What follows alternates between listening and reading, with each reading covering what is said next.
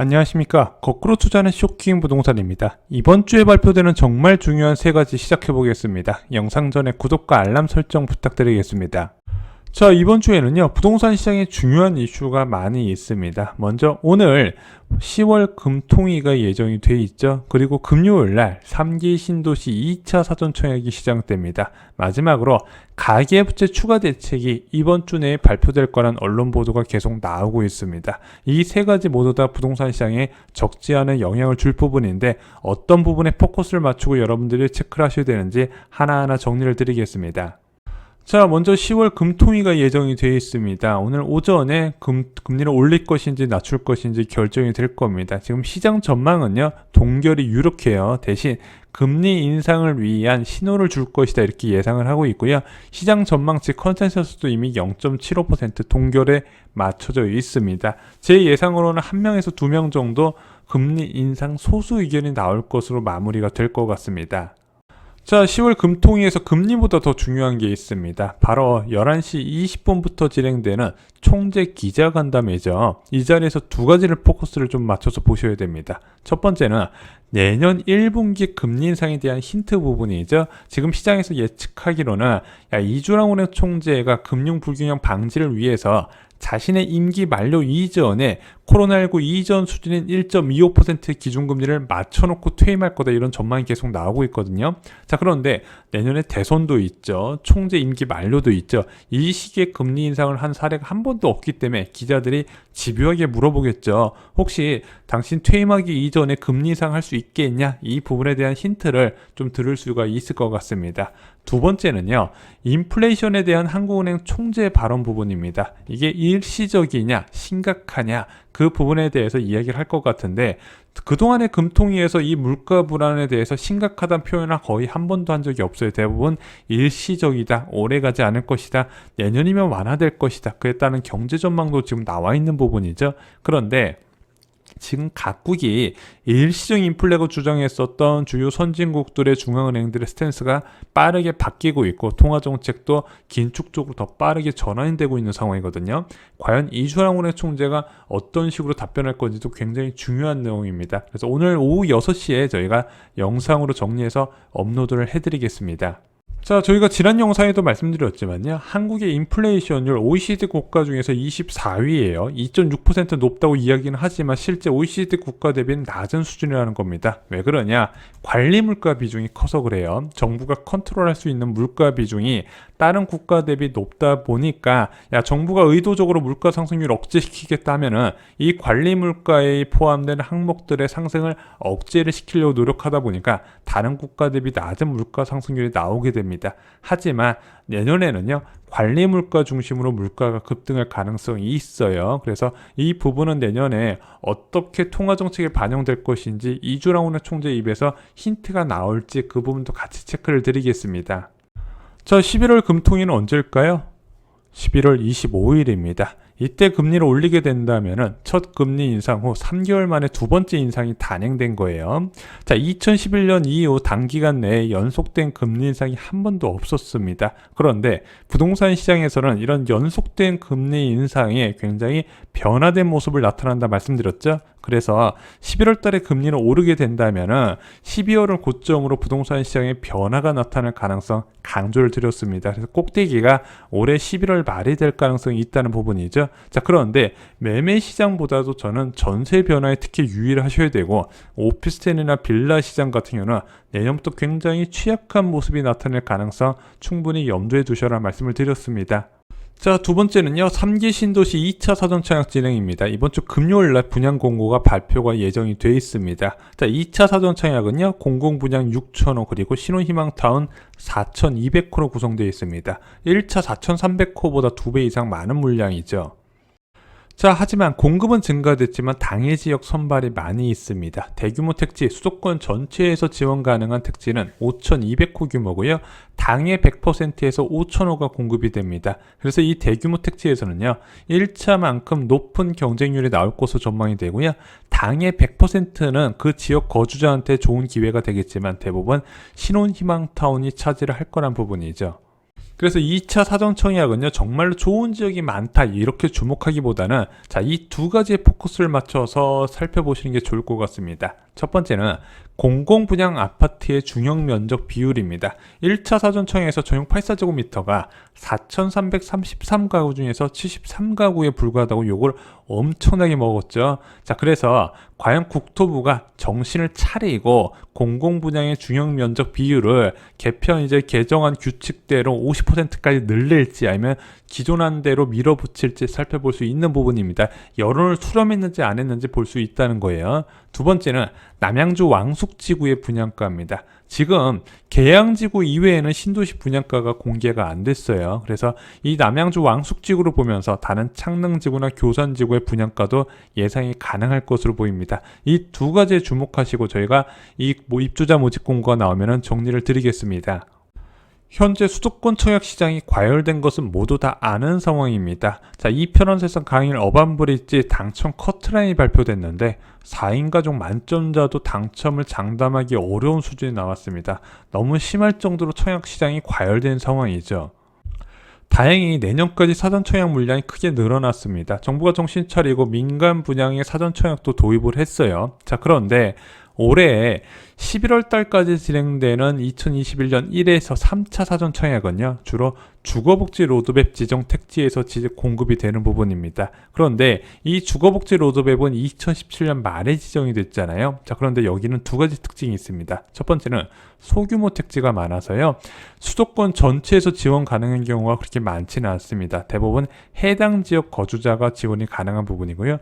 두 번째는요, 신혼희망타운 비중이 많아요. 이 주거복지 로드맵은 주거복지 차원에서 접근한 신규 택지이기 때문에 취약계층이라고 취급했었던 신혼들을 위한 주거 공급 정책이다. 그래서 신혼희망타운 비중이 많아서 특정 계층에 대한 공급 쏠림이 나타나는 것이 바로 올해 1차부터 3차의 사전 청약 부분입니다. 그래서 실질적인 3기 신도시는 올해 4차 사전 청약부터 노리시는 게 좋을 것 같습니다. 그런데 올해 4차 12월부터 12,000호로 공급 규모가 크게 늘어났을 뿐더러 내년 말까지 거의 10만호 가까이 공급됩니다. 그래서 이게 적지 않은 물량이거든요. 그래서 올해보다는 이 공공분양은 내년을 노리시는 게 더 도움이 되실 것 같습니다. 자, 청약시장 과열은요, 2023년부터 해소될 것으로 보입니다. 사전 청약과 민간 청약을 통한 수도권 청약 수요가 감소될 거로 보여지는 부분이에요. 지금 수도권 전체적으로 한 20만에서 30만 정도의 청약 난민이 있는데 이 중에서 한 절반 가까이가 내년까지 해소될 수 있다는 부분이죠.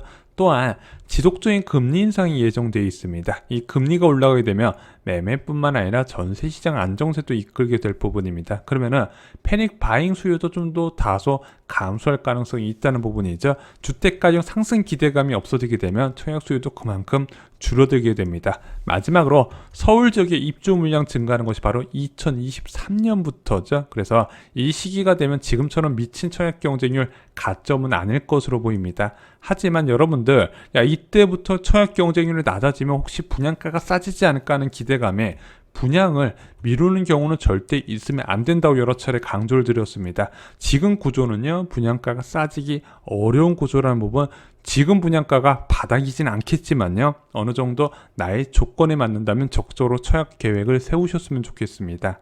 자, 세 번째는요, 가계부채 추가대책 발표입니다. 아직까지 발표 일정까지는 안 나왔는데 언론에서는 이르면 이번 주라고 이야기를 했습니다. 그래서 급증하는 가계부채 증가세로 인해서 대책이 서둘러 나올 것이다. 왜냐하면 이렇게 금융위원회 차원에서 교통정리가 되어야 시중에 대출을 필요로 하는 차주들의 혼란도 적어질 것이고 금융기관도 장기적으로 작은 공급 계획을 세울 수 있는 부분이거든요.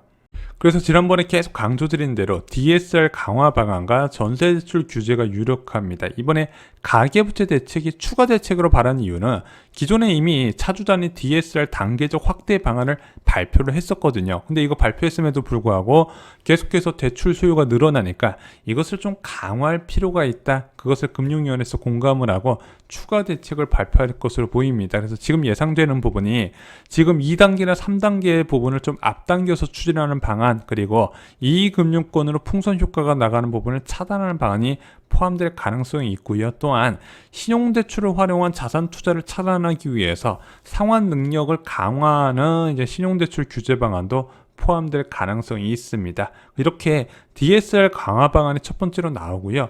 추가적으로 전세대출 규제가 지금 유력합니다. 왜냐하면 지금 전세대출 증가세가 가계부채 증가세의 대부분을 차지하고 있거든요. 그럼 지금 세 가지 방안이 유력합니다. 첫 번째는 전세대출 보증기간 한도 축소, 현재 90에서 100%까지 보증기간이 보증을 서주다 보니까 무위험 대출이네. 그래서 한도도 늘려주고 금리도 낮게 해줬는데 이거에 대해서 문제가 있다 해서 이 보증 한도를 축소시켜버리면은 금융기관에서 금리도 올릴 것이고 한도도 줄인다는 부분이죠.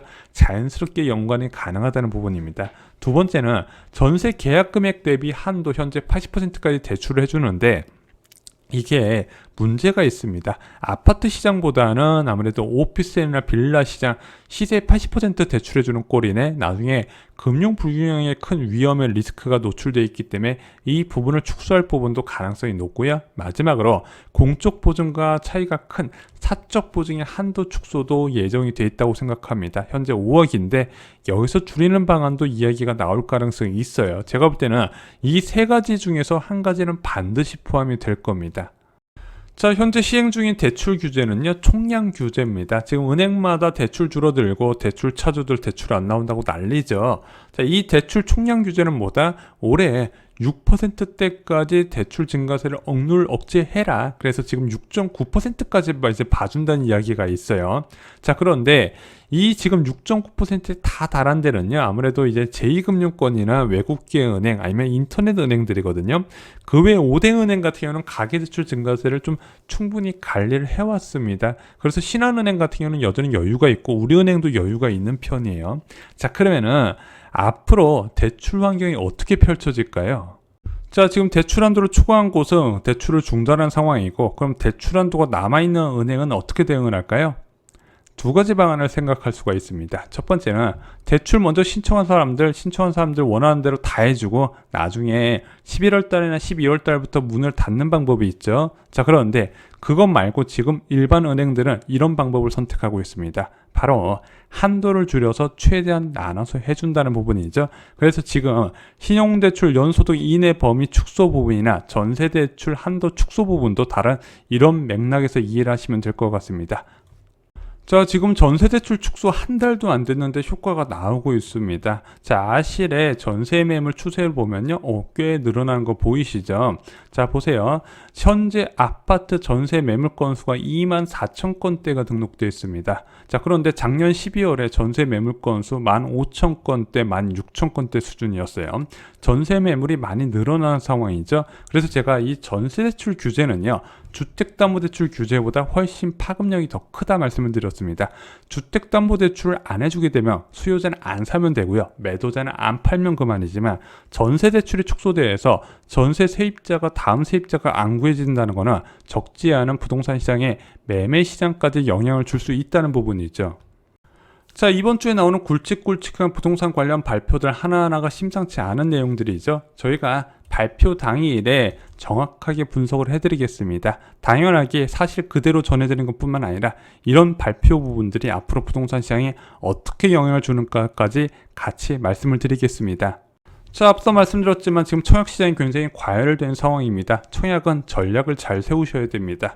내가 사는 지역이 향후 공급이 늘어날 지역인지 체크를 해보시기 바랍니다. 저희 쇼킹부동산은 아파트 교과서에 공급이 많이 늘어날 지역 그리고 청약 대기자가 유리할 지역에 대해서 자세하게 적어두었습니다. 지금은 공부가 평생을 좌우하는 시기임을 잊지 마시기 바랍니다. 이상으로 영상 마치겠습니다. 좋아요, 구독, 공유 꼭 부탁드립니다. 감사합니다.